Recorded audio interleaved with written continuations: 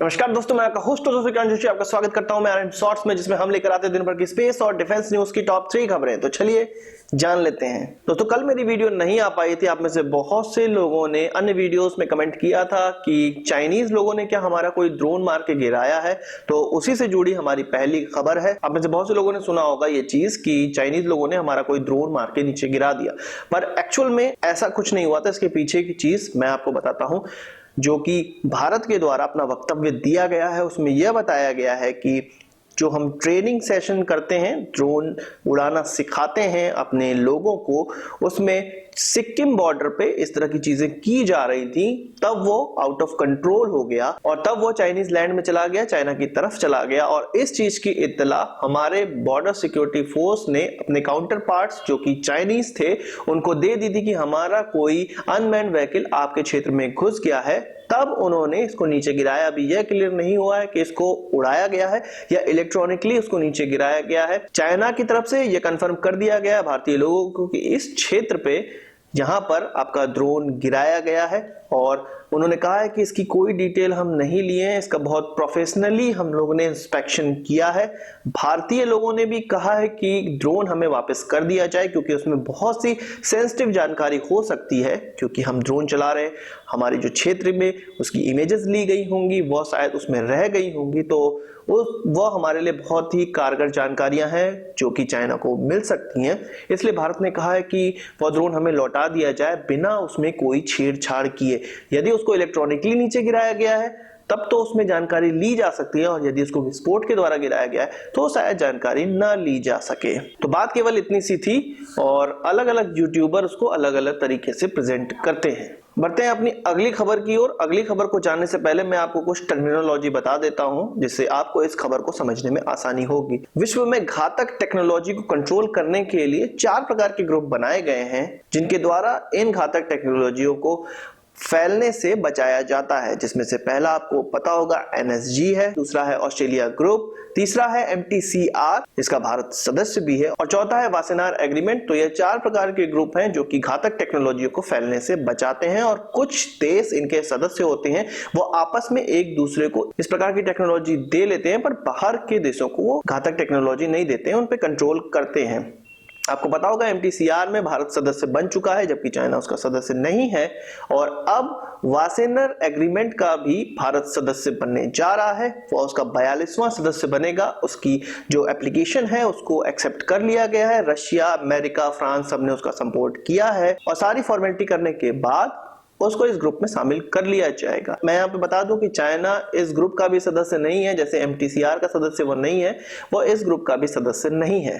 इसलिए ही भारत को इसके अंदर एंट्री मिल पाई है, क्योंकि चाइना जरूर अपना अड़ंगा लगाता उसमें। इस ग्रुप में आने से क्या फायदे मिलेंगे, इस चीज के बारे में आपको बता दूं। जैसे MTCR में मिसाइल की टेक्नोलॉजी मिलने में आसानी होने वाली थी, उसी प्रकार इस ग्रुप में आने पे आपको एवियोनिक्स की टेक्नोलॉजी मिल जाएगी, नेविगेशन की जो अच्छी टेक्नोलॉजी है, घातक टेक्नोलॉजी है, वो सब मिल सकेगी। आपको स्टेल्थ टेक्नोलॉजी मिल पाएगी, मटेरियल टेक्नोलॉजी मिल पाएगी, और कंप्यूटर रिलेटेड जो भी टेलीकम्युनिकेशन सिस्टम है उस प्रकार की टेक्नोलॉजी आपको मिल जाएगी। मरीन क्षेत्र में जितनी घातक टेक्नोलॉजी है वो मिल जाएगी। तो इस प्रकार की टेक्नोलॉजी जो कि छोटी होती है पर बहुत ज्यादा महत्वपूर्ण होती है, छोटे एम्युनिशन की टेक्नोलॉजी आपको मिल सकती है।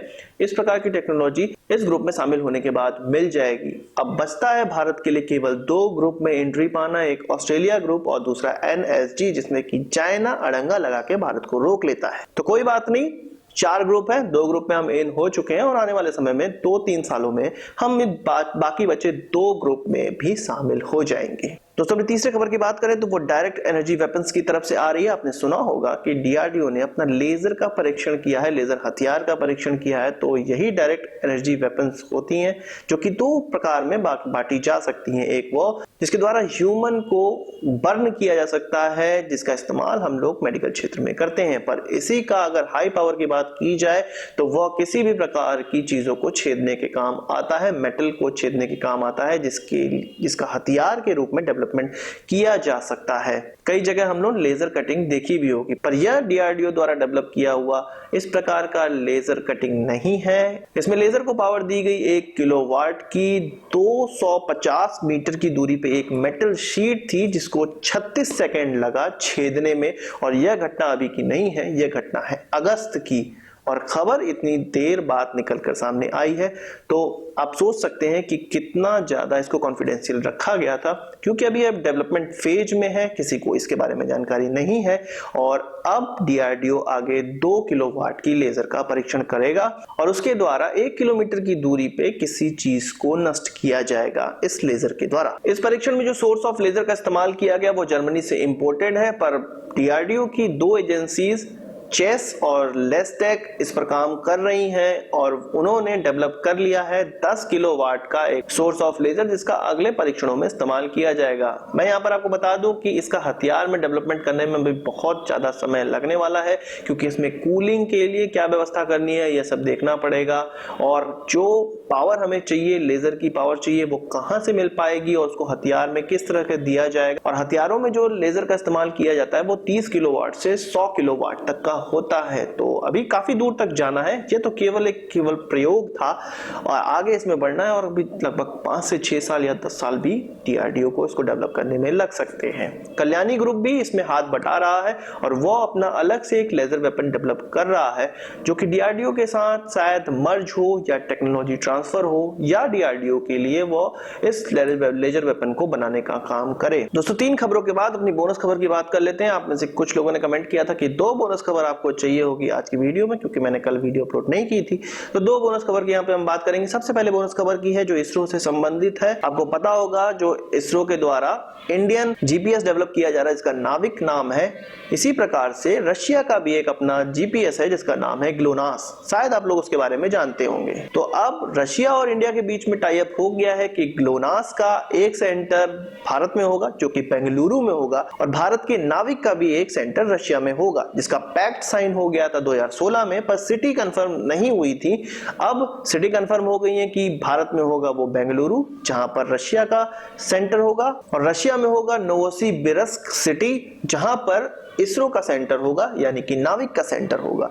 तो एक और कॉपरेशन हमें देखने को मिल रहा है रशिया और भारत के बीच में। रशिया के फिलहाल ग्लोनास के लिए 30 सैटेलाइट आकाश में है और भारत के नाविक के लिए 7 सैटेलाइट अभी आकाश में है। तो आप सोच सकते हैं कि नाविक अभी भारत में स्टार्ट नहीं हुआ है, पर धीरे धीरे इसरो शिफ्ट कर रहा है इसको ग्लोबल पोजिशनिंग नेटवर्क बनाने में। जिस प्रकार से जीपीएस, ग्लोनास या गैलीलियो काम करते हैं यूरोप के पूरे विश्व के लिए, उसी प्रकार भारत भी चाह रहा है कि अब धीरे धीरे नाविक को बाहर के देशों में भी शिफ्ट किया जाए। बात करते हैं अपनी अगली बोनस खबर की, तो वो पाक एफए की तरफ से आ रही है। पाक एफए का जो प्रोटोटाइप है T50, जिसको SU-57 भी नाम अब दिया जा चुका है, उसको सेकेंड स्टेज के इंजन से भी टेस्ट किया जा चुका है। इस प्रोग्राम को 2 स्टेज में चलाया जा रहा था, इंजन्स के 2 स्टेज में चलाया जा रहा था, जिसमें फर्स्ट स्टेज में इस्तेमाल किया गया था 117S इंजन, और अब दूसरे इंजन का इस्तेमाल किया गया जो डेडिकेटेडली इसी 5th जनरेशन एयरक्राफ्ट के लिए बनाया गया है।